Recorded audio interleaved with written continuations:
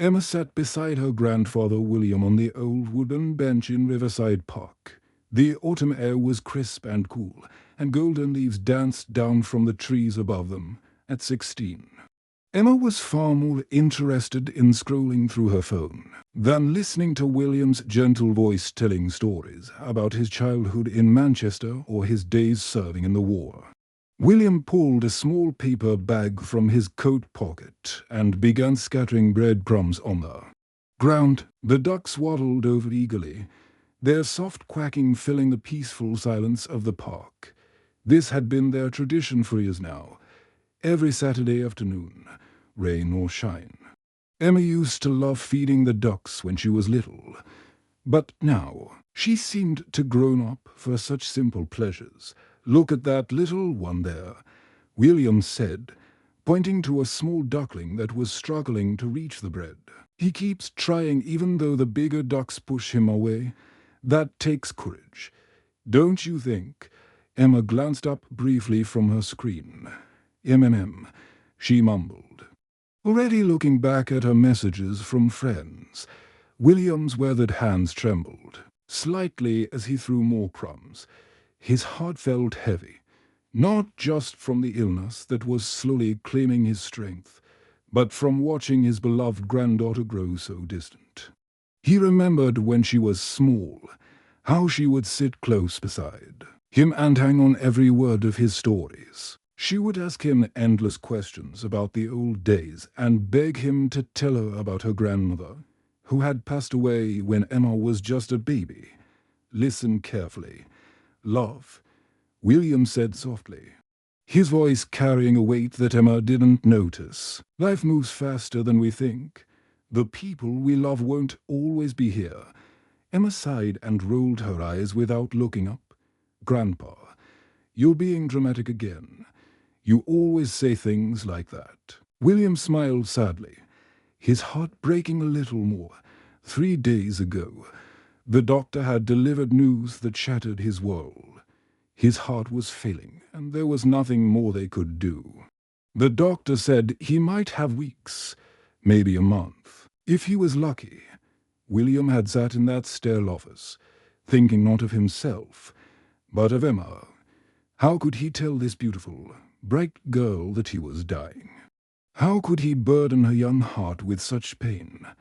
Instead of sharing his fear, William chose to treasure these moments. He studied Emma's face, memorizing the way her brown hair caught the sunlight, the small freckles across her nose, the determined set of her jaw when she concentrated on her phone. She looked so much like her grandmother at that age, full of life and possibility. "Emma," William said gently, reaching over to take her small hand in his much larger, weathered one. "Promise me something." Emma finally looked up, slightly annoyed at being interrupted again. "What?" "Grandpa, when things get difficult in your life, and they will sometimes, remember that kindness is the greatest strength you can have. Being kind to others, even when they don't deserve it, even when you're hurting yourself. That's what makes us truly strong." Emma squeezed his hand briefly, more out of habit than understanding. "Sure, Grandpa," she said, her attention already drifting back to her phone screen where her friends were planning weekend activities. William nodded and continued feeding the ducks. Knowing this might be one of their last times together like this, he wanted to tell her so many things. He wanted to share all the stories about her grandmother, about his own childhood, about the lessons life had taught him over his 78 years. But Emma seemed to exist in a different world now, one filled with school drama and social media and the urgent concerns of teenage life. The sun began to set, painting the sky in soft shades of pink and orange. The ducks eventually wandered away, satisfied with their meal. Emma and William sat quietly for a few more minutes before Emma announced she needed to go home to finish homework. As they walked slowly back to William's car, he put his arm round her shoulder. Emma didn't pull away, which made his heart glad. Perhaps some part of her still needed these quiet moments together, even if she didn't realize it yet. A week later, Emma was sitting in her chemistry class when the school secretary knocked on the door. Her teacher spoke quietly with the woman, then looked over at Emma with sad, gentle eyes. "Emma, you need to come with me," the secretary said softly. Emma's mother was waiting in the office, her eyes red and swollen from crying. Through tears, she told Emma that William had passed away peacefully in his sleep the night before. His heart had simply stopped beating. At the funeral home, Emma sat in the front row, staring at William's still, peaceful face. He looked smaller, somehow fragile in a way she had never noticed when he was alive. Suddenly, his last words came rushing back to her with painful clarity. His trembling hands, his sad smiles, the way he had looked at her so intently by the duck pond, the weight of all the conversations she had ignored, all the stories she had never heard, all the love she had taken for granted, crushed down on her, hard like a heavy stone. She had never said goodbye properly. 5 years had crawled by since William's death, and Emma barely recognized the person she had become. At 21, she moved through life like a ghost, working at a coffee shop in the mornings and stocking shelves at a grocery store 3 evenings a week. Between jobs, she attended classes at the local college, studying business because it seemed practical and safe. Nothing in her life brought her joy anymore. Emma had learned to protect herself the only way she knew how. She built invisible walls round her heart, thick and high, keeping everyone at a distance. The idea of caring deeply about someone again, of risking the terrible pain of losing them, felt impossible to bear. She had loved William with her whole heart, and when he died, it felt like a part of her died to. Her college friends had given up trying to include her months ago. At first, they had invited her to parties and study groups and weekend trips to the beach. Emma always said no, making excuses about work or homework. Eventually, the invitations stopped coming. She ate lunch alone every day, sitting in the corner of the cafeteria with her textbooks, building even higher walls with each passing day. James had tried harder than most to reach her. They had met in their English literature class 2 years ago, and for a while, Emma had felt something stirring in her chest that might have been happiness. James was kind and patient, with warm brown eyes and a laugh that used to make her smile despite herself. He brought her coffee before their morning classes and walked her to work on rainy days. But even with James, Emma couldn't let her guard down completely. When he tried to talk about their future together, she would change the subject. When he told her he loved her, she would freeze up and pull away. She couldn't explain to him that loving someone meant eventually losing them, and she wasn't strong enough to survive that kind of pain again. 6 months ago, James had finally given up. They were sitting in his small apartment, studying for their final exams, when he closed his textbook and looked at her with tired, sad eyes. "Emma, I can't do this anymore," he had said quietly. "It's like trying to hug a statue. You're impossible to reach." Emma had wanted to tell him that she cared about him more than he knew, that she was terrified of losing him the way she had lost William. Instead, she just nodded and gathered her books. "I understand," she had said, her voice flat and emotionless. After James left, Emma told herself she was fine. She didn't need anyone. People always left anyway, whether by choice or by death, so it was better to be alone from the start. But deep down, the loneliness ate at her like a slow poison, making her feel hollow and empty inside. Emma's days became a grey routine of work and school and sleep. She spoke to customers at the coffee shop with fake smiles, answered questions from professors with short, correct responses, and went home each night to her small apartment where she ate dinner alone and fell asleep. Watching television shows she didn't really care about. One particular evening in late October, Emma finished her shift at the coffee shop feeling more tired than usual. The autumn air was cold and damp, and a light rain had started to fall. She normally took the direct route to the bus stop. But tonight something made her turn down the path that led through Riverside Park. Emma hadn't walked through this park since William's funeral 5 years ago. She had avoided it completely, taking longer routes to get anywhere rather than face the memories that lived here. But tonight, maybe because she was exhausted, or maybe because the anniversary of William's death was approaching, she found herself walking down the familiar tree-lined path. The park looked different in the grey evening light. The trees were bare now, their branches reaching toward the cloudy sky like skeleton fingers. The pond was still and dark, with no ducks in sight. Emma's footsteps echoed on the wet pavement as she walked deeper into the park, drawn by something she couldn't name. When she reached their old bench, Emma stopped walking. The bench looked smaller than she remembered, more worn and weathered. Someone had carved initials into the wood, and there were stains from years of rain and sun. She stood there for a long moment, remembering Saturday afternoons when she was 16 and foolish and thought William would always be there. Something inside Emma's chest cracked open, like ice breaking on a frozen pond. She sat down on the wet bench, not caring that the rain was soaking through her jacket. The dam she had built round her emotions finally burst, and all the tears she had held back for 5 long years came pouring out. Emma cried for William, for all the stories she had never heard and all the wisdom she had ignored. She cried for James and the love she had been too afraid to accept. She cried for her friends who had stopped calling, for her mother who worried about her but didn't know how to help, for the girl she used to be before grief had turned her heart to stone. As the rain fell around her, Emma could almost hear William's gentle voice carried on the wind through the trees. She remembered his last words to her, about kindness being the greatest strength. "I'm sorry, Grandpa," she whispered into the empty air, her voice breaking.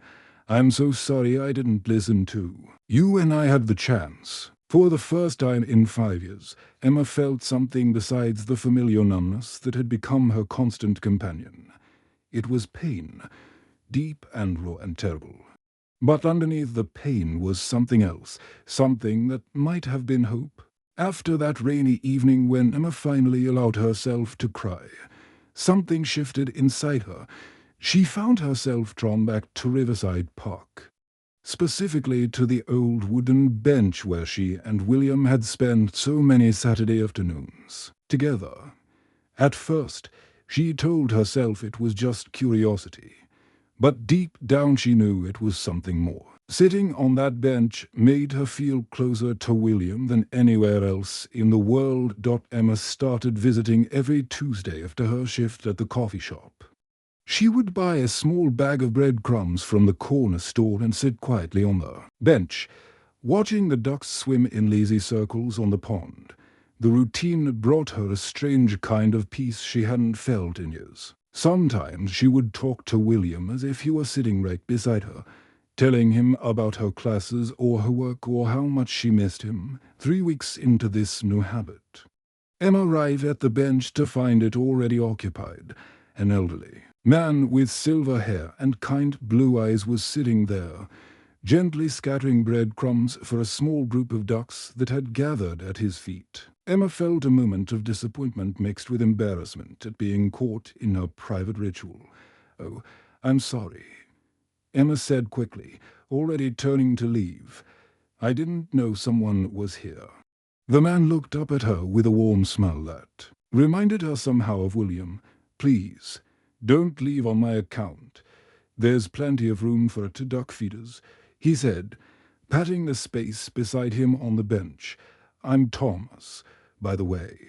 Emma hesitated for a moment, clutching her small bag. of breadcrumbs. She had grown so used to being alone that the idea of sharing this sacred space with a stranger felt uncomfortable, but something in Thomas's gentle manner made her feel safe.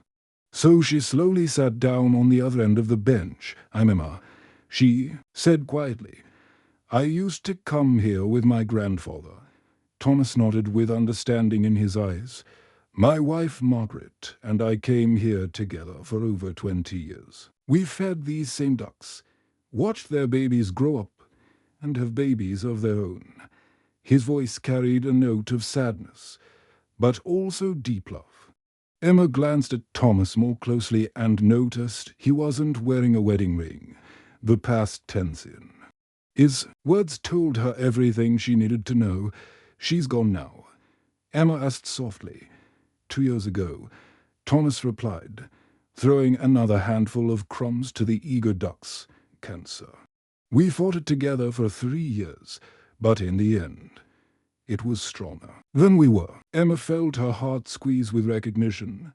Grief has a way of bringing us back to the places that mattered most, doesn't it? She said, surprising herself with her honesty. Thomas looked at her with new interest. "You understand," he said, simply. "Most people my age, they've lost someone, but you're so young to carry that kind of pain." Over the following weeks, Emma found herself looking forward to Tuesday evenings in a way she hadn't anticipated anything in years. Thomas was always there when she arrived, already feeding the ducks and waiting with a gentle smile. Their conversations started small, about the weather, or the ducks, or the changing seasons, but gradually grew deeper and more personal. Thomas told her about Margaret, how they had met at a dance when they were both 19. They had been married for 43 years, raised 3 children together, and traveled the world after retirement. Margaret loved to garden and could make anyone laugh, even during her darkest days fighting the cancer. After she died, I thought my life was over too, Thomas admitted one chilly Tuesday evening. I stayed in our house for months, barely eating, barely sleeping. Our children were worried sick about me. Emma understood that feeling completely. "What changed?" she asked, genuinely curious. "How did you find a reason to keep going?" Thomas was quiet for a long moment, watching the ducks paddle peacefully across the pond. The setting sun painted the water gold and orange, and a gentle breeze rustled the few remaining leaves on the trees. "I realized something important," Thomas finally said. "Margaret's love didn't die with her. It was still alive inside me, but I was keeping it locked away like a treasure in a box. I thought if I didn't love anyone else, I wouldn't have to risk losing them too." Emma felt her breath catch. Thomas had put into words exactly what she had been feeling for 5 years. "But love isn't meant to be hoarded," Thomas continued. "It's meant to be shared, to be given away freely." When I started volunteering at the children's hospital, reading stories to sick kids, I felt Margaret with me again. Every time I helped someone smile or feel less afraid, it was like she was working through me. Emma sat quietly, absorbing Thomas's words. 4 years, she had believed that protecting her heart meant closing it off completely. But maybe she had been wrong. Maybe William's love, his kindness, his wisdom was still alive inside her, waiting to be shared with others. "You're a grandfather," Thomas said gently. "What was he like?" Emma smiled for the first time in months, really smiled. "He was the kindest man I ever knew. He always said that kindness was the greatest strength a person could have." Thomas nodded approvingly. "Sounds like a wise man, and it sounds like his wisdom didn't disappear when he died.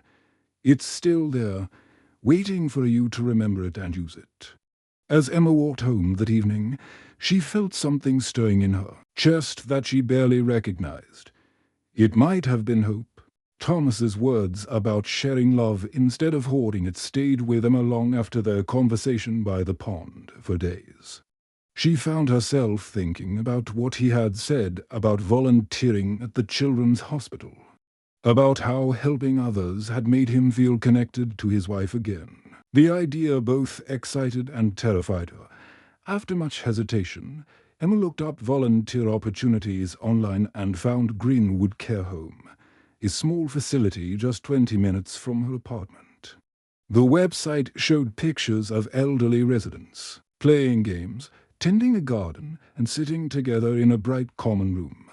Something about the warm, homey atmosphere reminded her of William, and before she could change her mind, Emma filled out the application. The director, Mrs. Peterson, called her 2 days later and invited her to visit the following Saturday. Emma's hands shook as she drove to Greenwood, her mind filled with doubts. What if seeing all these elderly people reminded her too much of William? What if she got attached to someone and then lost them? What if she wasn't good at this kind of work? When Emma walked through the front doors of Greenwood Care Home, she was surprised by how different it felt from what she had expected. Instead of the sterile, sad atmosphere she had imagined, the place felt warm and alive. Soft music played in the background, plants filled the windows with green life, and she could hear laughter coming from the activities room. Mrs. Peterson introduced Emma to several residents during her first visit. Mrs. Dorothy, a tiny woman with bright silver hair and sparkling eyes, immediately took Emma's hand and asked about her studies. Mr. Henry, a former teacher with thick glasses and a mischievous grin, challenged her to a game of checkers. Mrs. Rose, who had moved to America from Ireland 6 years ago, spoke with a lovely accent that made even simple conversation sound like poetry. At first, Emma felt nervous and awkward. She worried that she might say the wrong thing or bring up painful memories for the residents. But gradually, she realized that these people weren't fragile or broken. They were full of stories, wisdom, and life experience that they were eager to share with someone who would listen. Emma started volunteering every Saturday morning, and then added Sunday afternoons to her schedule. Mrs. Dorothy loved hearing about Emma's college classes and would ask detailed questions about her professors and assignments. She had been a secretary for 40 years and understood the challenges of balancing work and study. Mr. Henry became Emma's chess teacher, patiently, showing her strategies and moves she had never learned. He had taught high school mathematics for 35 years and had the gift of explaining complicated things in simple ways. Emma looked forward to their weekly games. Even though he beat her every single time, Mrs. Rose shared stories about growing up on a farm in Ireland, about the recipes her mother had taught her, and about the courage it had taken to leave everything behind and start a new life in a foreign country. She taught Emma how to knit and shared traditional Irish songs that her grandmother had sung to her as a child. After a few weeks, Emma started bringing a small photo album and a notebook to her visits. She began asking her residents to tell her their life stories, writing down the important details and helping them organize old photographs. She discovered that Mr. Peterson had served in Korea, that Mrs. Murphy had been one of the first female police officers in the city, and that Mr. Collins had built his own house with his bear hounds. Each person had lived a full, rich life filled with adventures, heartbreaks, triumphs, and love. They had raised children, built careers, traveled to distant places, and overcome challenges that Emma could barely imagine. They weren't just old people waiting to die, as she had foolishly thought. Before, they were treasure chests of wisdom and experience, each one with unique stories that deserved to be remembered and honored. One sunny Saturday morning, after Emma had been volunteering for about 2 months, Mrs. Dorothy took her hand during their usual conversation about college life. "You have a gift, dear," Mrs. Dorothy said, her eyes serious and kind. "You make us feel seen and valued again. So many people look at us and only see old, useless bodies, but you look at us and see who we really are inside. Emma felt her heart swell with an emotion she hadn't experienced in years. It was joy, pure and simple. She was making a real difference in these people's lives, bringing them companionship and respect and love. This was what William would have wanted for her. This was the kindness he had talked about, the strength that came from caring for others. That week, Emma made a decision that surprised even herself. She went to her academic advisor and changed her major from business to social work, with a specialization in elderly care. For the first time since William's death, she felt purposeful and alive, as if she had finally found her true calling in life. The changes in Emma's life began to ripple outward in ways she hadn't expected. She found herself smiling more, laughing at Mr. Henry's jokes, humming the Irish songs Mrs. Rose had taught her. The walls round her heart, built so carefully over 5 long years, were slowly beginning to come down. One evening, Emma surprised herself by picking up her phone and calling James. Her hands trembled as she dialed his number, not sure if he would even want to talk to her after 6 months of silence. Emma. James's voice sounded surprised, but not angry. "Hi, James," she said softly. "I wanted to apologize for shutting you out. You deserved so much better than the way I treated you. Love." Emma was finally beginning to understand. Wasn't something to hoard and protect like a precious treasure. It was meant to be shared, to be given freely, to multiply and grow when it was offered to others. 10 years had passed since Emma first returned to the bench in tears, and her life had transformed in ways she never could have imagined. Now 31 years old, Emma worked as a grief counselor at the local hospital, helping people navigate the darkest periods of their lives and find hope again. Her small office was filled with thank you cards from families she had helped, photos of clients who had learned to smile again, and a framed picture of William that sat proudly on her desk. On this particular Saturday afternoon, Emma wasn't alone. At the familiar bench in Riverside Park, her 5-year-old niece Lucy sat beside her, chattering excitedly about the ducks paddling across the pond. Lucy had Emma's same brown hair and curious eyes, and watching her reminded Emma so much of herself at that age, before grief had taught her how fragile life could be. Lucy's small hands held a paper bag filled with breadcrumbs, and she threw them with enthusiastic abandon toward the water. The ducks quacked and splashed as they competed for the treats, making Lucy giggle with pure delight. Emma watched her niece with a heart full of love, marveling at how this little girl had brought such light back into their family. "And Emma," Lucy said, settling back against Emma's side with the comfortable trust that only small children possess, "tell me about great-great-grandpa William again. The story about how he was the kindest man in the whole world." Emma wrapped her arm round Lucy's small shoulders, feeling the familiar warmth that came whenever she talked about William over the years. His memory had shifted from a source of pain to one of strength and inspiration. She no longer grieved for what she had lost, but celebrated what he had given her. "He was indeed the kindest man I ever knew," Emma said softly, looking out over the pond where William had once fed these same ducks. "Your great-great-grandpa taught me the most important lesson of my life.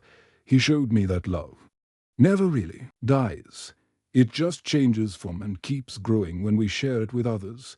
Lucy nodded seriously, though at 5 years old, she couldn't fully understand the depth of what Emma meant. But Emma knew that someday, when Lucy was older and had experienced her own losses and heartaches, she would remember these conversations and find comfort in them. The sound of slow, careful footsteps on the path made both Emma and Lucy turn round. Thomas was approaching, now 87 years old and moving with the help of a sturdy walking stick.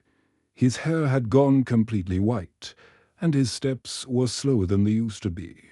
but his kind blue eyes still sparkled with the same warmth. Emma had first noticed years ago. "My favorite girls," Thomas said with a smile, settling carefully onto the bench beside them. From his coat pocket, he pulled out his own bag of duck feed. A routine he had maintained faithfully for over a decade. Lucy clapped her hands with excitement. "Mr. Thomas, did you bring stories today?" Thomas chuckled and nodded. "Always, little one. But first, let me help you feed these greedy ducks properly." Emma watched with deep contentment as Thomas showed Lucy the best way to scatter the breadcrumbs, so all the ducks could get their share. This had become their tradition over the years. Thomas had become like a grandfather to Emma, and now he was filling that same role for Lucy.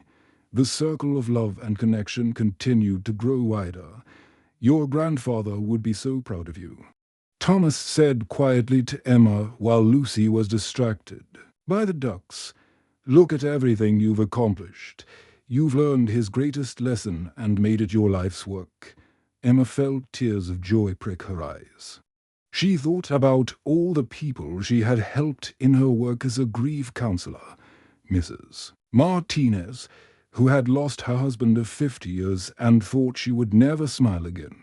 Teenage Jake, whose best friend had died in a car accident and who had been ready to give up on life entirely. Little Sarah, only 7 years old, trying to understand why her daddy wasn't coming home from the hospital. Each person Emma helped was a way of honoring William's memory. Every time she sat with someone in their darkest hour and helped them find a reason to keep going, she felt William's presence beside her. His kindness lived on through her actions. His wisdom continued to touch lives through the work she did. Lucy finished feeding the ducks and came back to snuggle between Emma and Thomas on the bench. The three of them sat in comfortable silence, watching the ducks swim lazy circles on the pond. The setting sun painted the sky in brilliant shades of orange and pink, and a gentle breeze rustled through the trees that had grown taller and fuller in the years since Emma had first sat here. With William. Emma understood now with perfect clarity what this bench truly represented. It wasn't just a place of memory or even healing. It was a symbol of continuity, of the eternal nature of love itself. The love William had shown her was now flowing through her to Lucy, to her clients, to Thomas, to everyone whose life she touched. With kindness and compassion, every ending was also a beginning. Every loss could become a gift if you chose to use it to help others heal. The bench where she and William had sat together so many years ago had become sacred ground. A reminder that love transcends death when we choose to carry it forward and multiply it in the world. As the sun disappeared behind the trees and the first stars appeared in the darkening sky, 3 generations sat together in perfect peace, each finding their own meaning in this sacred space where love never truly ended. The Indie